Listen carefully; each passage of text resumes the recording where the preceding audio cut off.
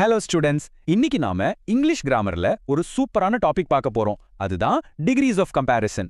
சிம்பிளா சொல்லணும்னா ரெண்டு விஷயங்களை எப்படி கம்பேர் பண்றது, ஒரு குரூப்ல எது பெஸ்ட்னு சொல்றது, இதையெல்லாம் தான் தெளிவா கத்துக்க போறோம்.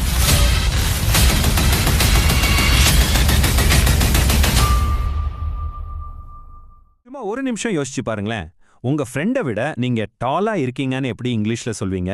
இல்ல உங்க கிளாஸ்லயே நீங்க தான் பெஸ்ட் ஸ்டூடெண்ட்னு சொல்லணும்னா இந்த மாதிரி விஷயங்களை சரியா இங்கிலீஷ்ல சொல்றதுக்கு தான் நாம இன்னைக்கு இதை கத்துக்க போறோம். ஓகே, இன்னைக்கு நம்மளோட பிளான் என்னன்னு பாத்துடலாம். ஃபர்ஸ்ட் எப்படி கம்பேர் பண்றதுன்னு பாப்போம். அப்புறம் அதுல இருக்கிற 3 ஸ்டெப்ஸை கத்துக்கலாம். சில பெரிய வார்த்தைகளுக்கு ஒரு ஸ்பெஷல் ரூல் இருக்கு, அதையும் பாத்துருவோம். கடைசியா நம்ம கத்துக்கிட்டதை வச்சு ஒரு சின்ன பிராக்டிஸ். ரெடியா? ஆரம்பிக்கலாமா? சரி, முதல்ல கம்பேர் பண்றதுனா என்னன்னு ரொம்ப சிம்பிளா புரிஞ்சுக்கலாம். இதுக்கு நாம ஒரு அனாலஜி யூஸ் பண்ண போறோம். அதான் 3 ஏணிகள் அனாலஜி. இத மனசுல வச்சுக்கிட்டீங்கன்னா இந்த டாபிக் ரொம்ப ரொம்ப ஈஸி ஆயிரும். இப்போ கற்பனை பண்ணிக்கோங்க, நம்ம முன்னாடி 3 ஏணி இருக்கு. முதல் ஏணி ரொம்ப சாதாரணமானது, இதுதான் நார்மல் லெவல், அதாவது பாசிட்டிவ். ரெண்டாவது ஏணி கொஞ்சம் போட்டி போடுற மாதிரி, இதுதான் காம்படிஷன் லெவல், அதாவது கம்பேரட்டிவ். மூணாவதா இருக்கிற ஏணி தான் ரொம்ப உயரமானது, அது சூப்பர்லேட்டிவ் லெவல், அதாவது சூப்பர்லேட்டிவ். வாங்க இப்போ ஒவ்வொன்றிலையும் ஏறி என்ன இருக்குன்னு பார்க்கலாம். ஓகே, இப்ப நாம முதல் ஏணில இருந்து ஸ்டார்ட் பண்ணுவோம். வாங்க ஒவ்வொரு ஸ்டெப்பா டீட்டெயிலா பார்க்கலாம். First level positive degree. இது ரொம்ப ரொம்ப சிம்பிள். இங்க எந்த கம்பேரிசனுமே கிடையாது. ஒரே ஒரு ஆளையோ இல்ல ஒரு பொருளையோ பத்தி சும்மா நார்மலா சொல்றது தான் இது. For example, Ravi is a tall boy. இங்க பாருங்க, ரவி ஒரு உயரமான பையன்னு சொல்றோம், அவ்வளவுதான். அவனோட ஹைட்டை பத்தி மட்டும்தான் பேசுறோம், யாரோடையும் கம்பேர் பண்ணல. சிம்பிள் இல்லையா? இதுதான் பாசிட்டிவ் டிகிரி.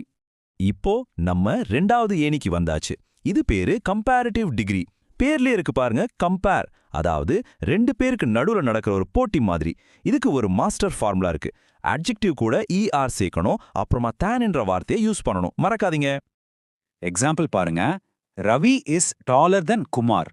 இங்க ரவிக்கும் குமாருக்கும் ஒரு காம்படிஷன். நோட் பண்ணீங்களா? டாலுங்கிறது இப்போ டாலரா மாறிடுச்சு, கூடவே தேனுங்கிற வார்த்தையும் வந்திருக்கு. இதுதான் கம்பேரிட்டிவ் டிகிரி. அடுத்து நம்மளோட ஃபைனல் ஏணி, அதாவது உயரமான ஏணி, சூப்பர்லேட்டிவ் டிகிரி. ஒரு குரூப்லயே யாரு நம்பர் 1 சாம்பியன்னு சொல்றதுக்கு தான் இதை நாம யூஸ் பண்ணுவோம். இதோட ஃபார்முலா ரொம்ப முக்கியம். அட்ஜெக்டிவ்க்கு முன்னாடி த வரணும், அட்ஜெக்டிவ்க்கு அப்புறமா EST சேர்க்கணும். எக்ஸாம்பிள் பாருங்க, Ravi is the tallest boy in the class.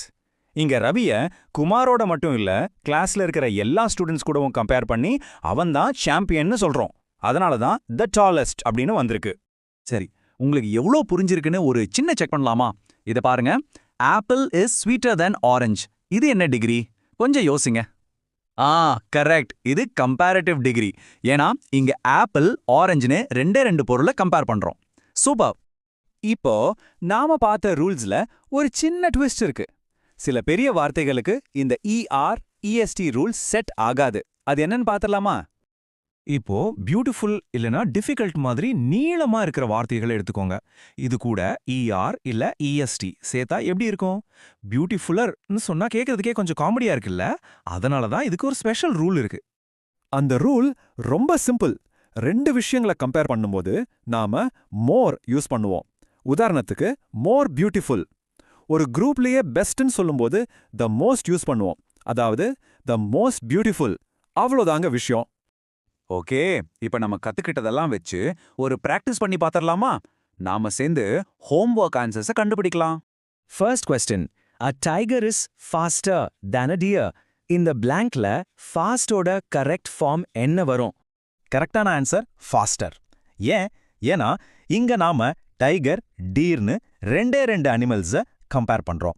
ரெண்டை இதை கம்பேர் பண்ணும்போது நாம கம்பேரிட்டிவ் ஃபார்ம் தான் யூஸ் பண்ணணும். ஸோ ஃபாஸ்டர் தேன் தான் correct. Okay, next question. Mount Everest is the dash peak in the world. இங்க என்ன வரும்? யோசிங்க பார்ப்போம். ஆன்சர் வந்து ஹையஸ்ட். லாஜிக் ரொம்ப சிம்பிள். இங்க நாம மவுண்ட் எவரெஸ்ட்டை உலகத்துல இருக்கிற மற்ற எல்லா மலைகளோடையும், அதாவது ஒரு பெரிய குரூப்போட கம்பேர் பண்றோம். அதனால சூப்பர்லேட்டிவ் ஃபார்ம் தி ஹையஸ்ட் தான் யூஸ் பண்ணணும். லாஸ்ட் கொஸ்டின், இது கொஞ்சம் ட்ரிக்கியானது, பாப்போம். Iron is dash useful than gold. இங்க என்ன ஆன்சர் வரும்? நம்மளோட ஸ்பெஷல் ரூல் ஞாபகம் இருக்கா? Correct answer, more useful. ஏன் யூஸ்ஃபுல்ங்கிறது ஒரு பெரிய வார்த்தை. நாம இங்க அயன் கோல்டுன்னு 2 பொருளை கம்பேர் பண்றோம். அதனால அந்த ஸ்பெஷல் ரூல் படி நாம மோர் யூஸ்ஃபுல்னு தான் சொல்லணும். சூப்பரா சொன்னீங்க. ஓகே, நாம இப்போ கத்துக்கிட்ட எல்லாத்தையும் சட்டுன்னு ஒரு தடவை பார்த்துடலாம்.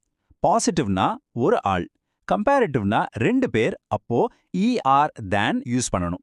சூப்பர்லேட்டிவ்னா ஒரு குரூப்ல பெஸ்ட், அப்போ தி டேஷ் EST யூஸ் பண்ணணும். இந்த டேபிள் மட்டும் ஞாபகம் இருந்தா போதும், நீங்க தான் மாஸ்டர். சூப்பர்.